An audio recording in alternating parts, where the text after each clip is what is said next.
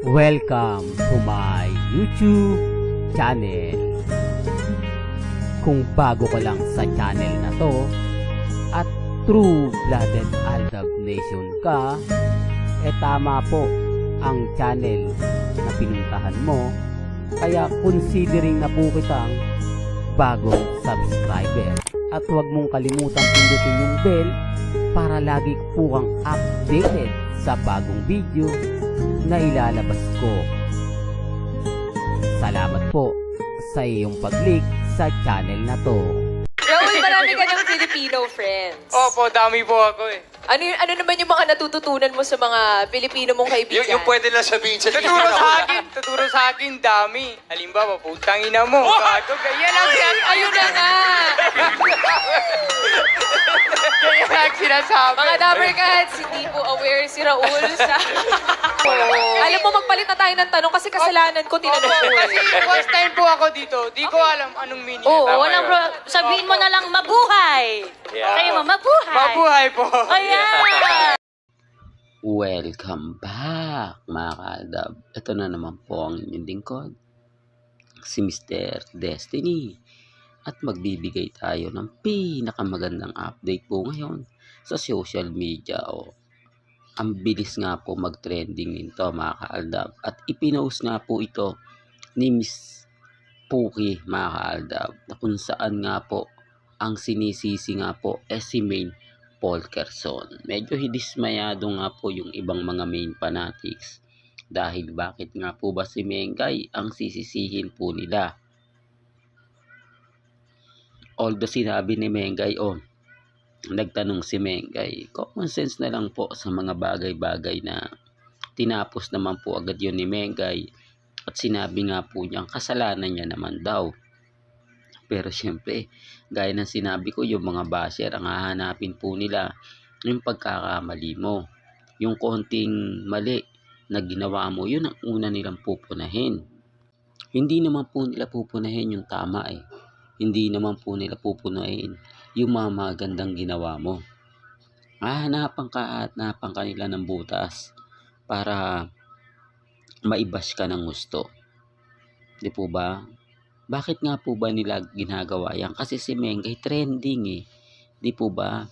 Pinag-uusapan pa rin siya kahit sabihin na natin na wala na raw po siya sa showbiz top 10 na kung saan nga po ganito. Talo na nga po raw sila ng mga ni Epiang at yung mga ilang artista. Di po ba? Ng GMA at ABS-CBN na pag-iiwanan na raw po si Maine Polkerson. Sa tingin niyo po ba, nakikipagtalo nga po ba si Mengay? Nakikipag-angatan nga po ba si Maine Polkerson? Hindi po. Kasi ito sa mga hindi po nakakaalam kung bakit po nila dinadown si Mengay. Hawak pa rin po kasi ni Mengay yung phenomenal box office queen. Hindi po ba? Yung phenomenal queen, hawak pa rin po ni Mengay. Kaya marami po talagang tao ang gusto siyang pabagsakin para mawala na po siya sa showbiz. Yung tipong hindi mo na siya makikilala na kapag ka nakita mo. Yung tipong ganon mga kaaldab. Pero papaano nga po si Mengay nagte-trending? Nagba-viral. Di po ba? Dahil sa mga post at mga update niya. Sa tulong nga rin po ng fandom ng Aldab Nation. Alam niyo, sa totoo lang po, simula pumutok yung balita na pumunta po sa birthday ni Maine si Alden Richards, umingay na nga po talaga yung pangalan nilang dalawa. Although sabihin nyo, hindi, maingay talaga si Alden at maingay na rin si Maine. Ang ibig kong sabihin, yung pagkaputok ng kumbaga kay Alden at kay Mengay, talagang pinag-usapan at talagang pinagpiestahan. Gaya nga po ng sinabi ko sa inyo, maliit lang na bagay ito, pero pinalaki nila. Hindi naman po magre-react si Mengay ng ganyan kung sa tingin niya, hindi po ito pinag-uusapan ngayon. Di po ba? Kaya nga sabi ko, kung alam po ni Mengay na magmumura yon, na yun ang itinuro po sa kanya ng mga kaibigan niyang Pilipino. Sa tingin niyo po ba, tatanong pa po ba ni Menga yon? Sa tingin niyo po ba, hindi, real talk mga kaaldab. Pero gaya ng pinapaliwanag ko, ganyan po talaga yung mga basher. Ganyan po talaga yung mga bitter. Hindi nila pupunahin yung mga gandang ginawa mo. Hindi nila pupunahin yung mga kabutihan at talagang yung mensahe na mapapangaralan. Ibig kong sabihin, maraming matututunan. Ang hahanapin nila yung pagkakamali mo na hindi mo naman talaga sinasadya, na dumarating din talaga sa point na may pagkakamali. Pero hindi mo yung kasalanan, pero sa'yo ipipilit. Di po ba? O, kaya, kung kasalanan po ni Menga yun, di dapat suspendido po siya agad-agad sa MTRCB. O, kasi sabi niya, hindi, malakas ang MTRCB. Kasi ganito ganyan. Well, kumbaga inilabas po yun sa public, marami nakarinig. Kung kasalanan ni Mengay, automatic na yun. Hindi mo na kailangan pang, hindi po ba? Sinasabi ko lang po ito mga kaaldab, sa mga taong bitter, sa mga taong hindi po gusto yung mga bagay-bagay patungkol nga po sa pagiging trending ni Mengay. Dahil nga po sa fandom ng Aldab Nation. Oo.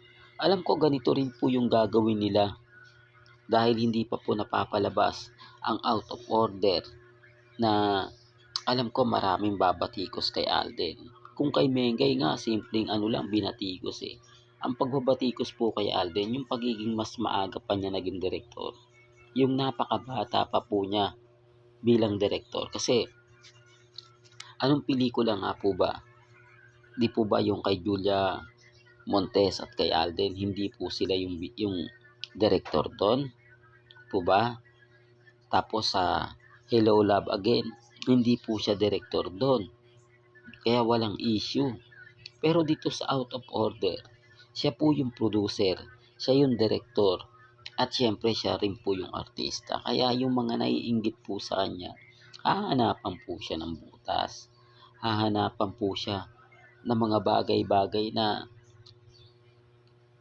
sasabihin sa kanya na hindi ka pa pwede. Bata ka pa. Pagdating sa larangan ng direktor, masyado mong minadali. Hindi ka dumaan sa mga proseso na dapat ginagawa. Hindi ka dumaan sa mga proseso na kumbaga gaya ng pinagdaanan namin. O, hindi po ba? Hindi, real talk to. Hindi lingid sa inyong kalaman na maraming naiinggit kay Alden. Maraming mga artista ang kumbaga gusto, di po ba, na alam niyo na, ang ibig kong sabihin o pinupunto ko na naiinggit po kay Alden Richards. Napakarami talaga niyan.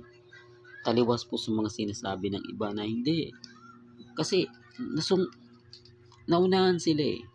Yung tipong nagbabalak pa lang sila, pero si Alden Richards nakagawa na. Yung tipong nagtatanong pa lang sila o nag-iisip pa lang po sila na maging direktor, si Alden Richards ginawa na. Kaya may mga eksena sigurado rito na pupunahin po nila. Lalo na po yung mga taong galit kay Alden. Yung mga tao na kumbaga real talk to, sabihin na natin yung iba fans ng Kat din. Kasi nababasa ko po sa mga ibang komento na ako, ayan na naman yung pelikula niyan. Magpo-promote na naman yan. Buti na lang walang relasyon si Alden at si Heaven. Si Heaven Paraleo ay may karelasyon. Kung wala, sasabihin na naman nila nagkaganto ganyan. Di po ba? Real talk, marami talagang Kat din fans ang nagalit. Lalo na po yung Team Abroad, Team Canada. Sila po talaga yung kumbaga tinamaan at naapektuhan. Di po ba? Pero yung mga ibang Kat din na malalaki na yung account o marami ng followers o subscriber sa YouTube, sa Facebook, sa Twitter, hindi yan bibitiw. Kasi alam po nila na mawawala po yung mga viewers nila eh. Mawawala po yung mga followers nila kapag nag-iba sila. Di po ba? Kaya tuloy pa rin po sila. Kaya lang siyempre walang post si Catherine, walang post si Alden para sa kanila, para silang mga mukhang tanga na nag-aantay. Di po ba? Para silang mga mukhang tangang, kumbaga, naggaganito ganyan. Ano, darating ba yung ganito? Darating po ba yung ganon? Di po ba? Well, may kanya-kanya tayong opinion at pananaw mga kaalda ba? Bahala na po kayo kung ano sa tingin ninyo at kung ano sa palagay po ninyo yung tama. Hanggang dito na lang po ang ating latest updates. Kaya kung gusto nyo pa po ng pinaka-latest at sariwang update, abay tumutok lang po kayo dito po sa channel ni Mr. Destiny para updated po kayo sa mga bago at sa mga latest na i-upload po natin maya-maya lang. Kaya kung bago ka lang sa channel na to at isa kang true-blooded Aldab Nation na nagmamahal kina Mengay at Tisoy, tama po ang channel na pinuntahan mo. Kaya consider na po kitang bagong subscriber. At huwag mong kalimutang i-share ang mga video po natin sa mga mami, sa mga titas, at sa mga senyor. Hanggang sa muli, salamat po sa panonood at pakikinig.